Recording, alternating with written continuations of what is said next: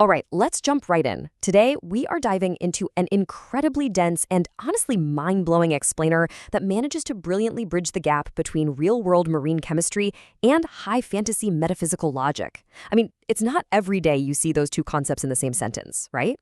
But in this fascinating universe, the fundamental laws of science, the deepest philosophical questions about the human soul, and the literal cosmic blueprints of creation, they all intersect. They all rely on each other. If you have ever wondered how you might go about constructing an entire reality completely from scratch, and I'm talking starting from microscopic ocean bacteria all the way up to the manifestation of time and history itself, you are absolutely in for a treat today.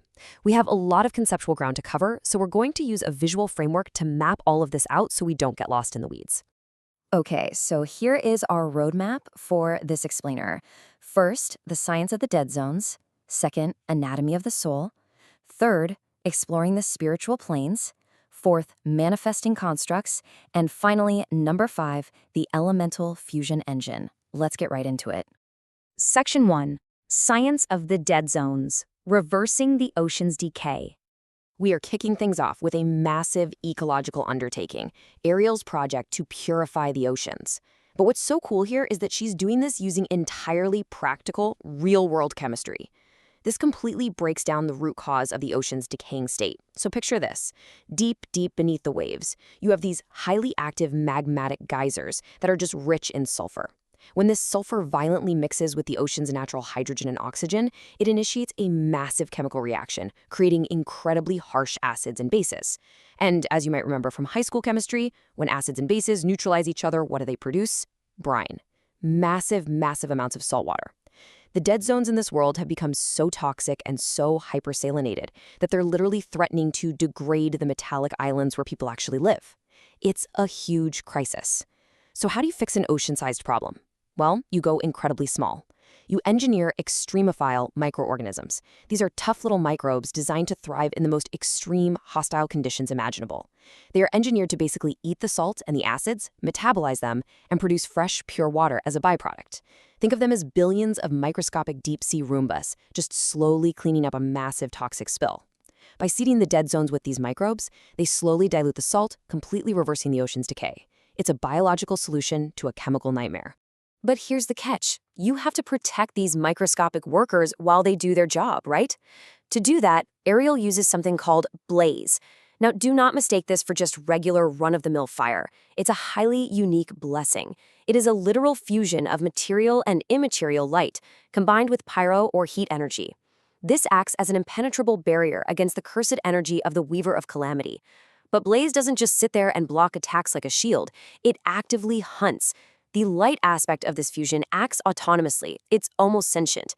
It seeks out the very specific triggers of a curse, and once it finds it, the heat aspect steps in and burns that trigger to absolute nothingness. It's basically a highly advanced spiritual antivirus software. It neutralizes the curse right at its source, all while simultaneously boosting the morale of anyone afflicted by it. It's defensive, offensive, and restorative all at once. And this mechanism brilliantly illustrates exactly why generic magical healing just completely fails in this universe. Look at this quote from the source material. Curses are like serpents. There isn't just one species with a universal toxin, but rather each species comes with its own unique toxin. It hits the nail on the head, doesn't it? Just like applying the wrong antivenom in the real world will do absolutely nothing for a snakebite, ignoring the unique, specific toxin of a spiritual curse only guarantees that the disease becomes chronic. Curses here are treated like complex spiritual pathogens. Blaze is so incredibly effective because its light component takes the time to investigate and identify the specific activating trigger for every single individual curse before destroying it. It isn't a band-aid, it's targeted spiritual chemotherapy. Moving on to Section 2. Anatomy of the Soul. Navigating the Human Psyche. So let's see how this physical vulnerability to curses actually mirrors our metaphysical structure. Saito explains that the soul isn't just some vague, ethereal concept. It has a very distinct, almost mechanical anatomy, relying on 3 seamlessly integrated powers. Think of your soul as a tripod, okay? First, you have memory. This isn't just your brain's hard drive, it's your past, the acquired experiences and emotional associations that literally glue your identity together. Second, you have intellect. This is your factual map of the world. It provides you with the skills, the knowledge, and the logic to navigate your environment. And finally, this third leg is the will. This is your moral compass, your raw ability to commit to decisions based on societal integrity and emotional instinct. They all rely on each other. If one leg of this tripod snaps, or even just wavers, the entire structure of the soul collapses. And you can clearly see the danger of that collapse here. Notice these two devastating extremes when that trinity breaks down. Let's say you lose the will. Without it, you're left with what the text calls the hubris of the intellect. Think of this stereotypical unethical genius. They commit absolute horrors just to see if they can, completely devoid of a conscience or moral grounding because their will is gone. But flip that around. What happens if you have no intellect and you are driven only by a compromised will, say, a will weighed down by immense guilt or shame? Well, that person easily spirals into emotional despair and becomes incredibly vulnerable to manipulation. The core takeaway here is that true strength requires balance, an intellect utilized with deep humility, and a will firmly grounded in uncompromised personal integrity. Which brings us to Section 3, exploring the spiritual planes, waves, and density. Because the soul isn't just a psychological concept in this world, but a literal, tangible, energetic force that manifests through frequencies and waves, the realms it eventually inhabits are fundamentally built on wavelength harmony and interference. Saito breaks down the underworlds and overworlds, and it's fascinating how perfectly they align with the base elements. Take hell, for instance. It is fueled by destructive interference, literally frequencies clashing and tearing each other apart. It's the underworld of eternal punishment, intrinsically tied to fire and magma. Then you have Sheol. This is a transitory underworld, sort of a temporary terminal meant for purification, and it operates like the ebb and flow of water. And finally, heaven, the overworld of light. This plane transcends time and space entirely through pure wavelength harmony. Accessing these higher planes isn't just about being good. It physically requires that your soul achieves that precise harmonic resonance. But you might be wondering, what actually determines if a soul harmonizes or if it interferes destructively? Well, it all comes down to a concept called soul density. It's exactly what it sounds like. It is literal emotional baggage. The regrets from missed opportunities, the stubborn grudges, the inordinate obsessions with material possessions, all of this creates a tangible heaviness on the soul. It's the gravity of your regrets. If a soul is too heavy, if its density is too high, it becomes physically shackled to the location of its regret or the object of its obsession. You literally can't rise. To ascend into heaven's realm of light and achieve that harmonic resonance, one must cast off this baggage. How? By becoming deeply, authentically fruitful, both materially and spiritually, during their lifetime. You have to lighten the load before you can ascend. All right, Section 4, manifesting constructs, the Hall of Lightning. We are now bridging the gap between the anatomy of the soul and the physical creation of reality itself.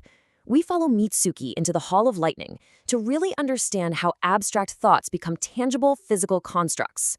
When you enter the Hall of Schematics, the entire space is just flooded with ethereal, buzzing energy. But here's the thing. Unfocused passing thoughts, the kind of daydreaming we all do, they merely manifest as ethereal ghosts and whispers in this space. A wandering mind just creates echoes. It's like an unfocused brainstorm. To actually manifest a physical construct, you can't just casually think about it. You have to mentally 3D print it with absolute unwavering discipline. You must forge a concrete schematic in your mind, meticulously define every material property, and then focus the exact equivalent mass energy required to make it real. It is an exhausting exercise in focus. Arlene makes a really fascinating comparison here, linking Mitsuki's highly technical construct manifestation to the ancient biblical metaphor of the prophet Ezekiel's vision of the Valley of Dry Bones. It's wild how well this maps onto their elemental system. It's incredibly straightforward when you look at it. The bones represent the structural, physical framework of a creation. The wind acts as the unseen spirit or the breath. And the lightning? That is the spark of life, the bioelectricity that breathes actual life into the form, turning mere blueprints into physical, animated constructs. So, treating these ancient metaphors as a literal technical manual, Mitsuki puts this into practice. First comes the assemblage. She has to perfectly conceptualize a massive titanium skeletal framework, every joint, every bone. Second is fortification. She designs the complex musculoskeletal structure, layering on the scales, the fangs, the physical weight of the creature. And third, the revival. She authorizes massive, staggering amounts of elemental energy to provide that breath of wind and spark of lightning. And by doing this, she doesn't just make one. She essentially conceptualizes, fortifies, and revives 400 entirely sentient titanium dragons all at the exact same time. The mental bandwidth required to do that is just staggering. Talk about the ultimate DIY project, right? And that brings us to our final stop, Section 5, the Elemental Fusion Engine, Crafting Reality. This is it. We are entering the ultimate cosmic laboratory of this explainer, the Hall of Time. Here, the base elements of the universe aren't just magic spells. They are fused together like mathematical variables in an equation to generate entirely higher-order realities. Mitsuki accesses a literal control terminal where these elements are just parameters in a massive synthesis. Watch how rapidly she experiments here. First, she combines the physical element of fire with wind. This redirects energy pools to brew a literal storm. Okay, that makes sense. We expect that. But then she pushes it further.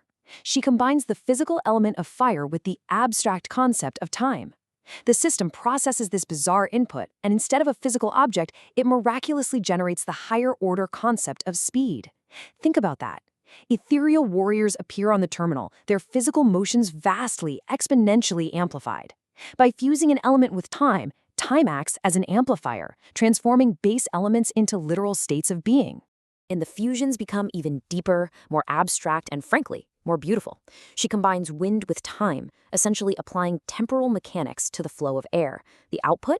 It births rhythm and harmony, filling the entire space with complex, beautiful music. But watch what happens when she pivots and fuses wind with lightning. The breath, the wind, releases kinetic energy, while the lightning acts as an amplifier for the nervous system and the bioelectromagnetic aura. The resulting synthesis doesn't just create a localized storm, it generates the actual, literal concept of a soul. And if you follow that up by mixing wind and light, you tune that new soul's heartbeat to the rhythm of the sun, and you create a spirit. It's literally the recipe for consciousness. Now, this fusion engine doesn't just work on a personal, metaphysical level. It operates on a massive macroscopic scale as well. When Mitsuki applies time to the element of Earth, it doesn't just age a rock. It generates the massive planetary cycle of growth and decay, literally creating the concept of seasons. Then she gets really experimental and combines time with lightning. Now, you might expect some kind of devastating, futuristic weapon, right? But the output is startlingly organizational. Complex images of military armies appear, strategizing for battle. Why?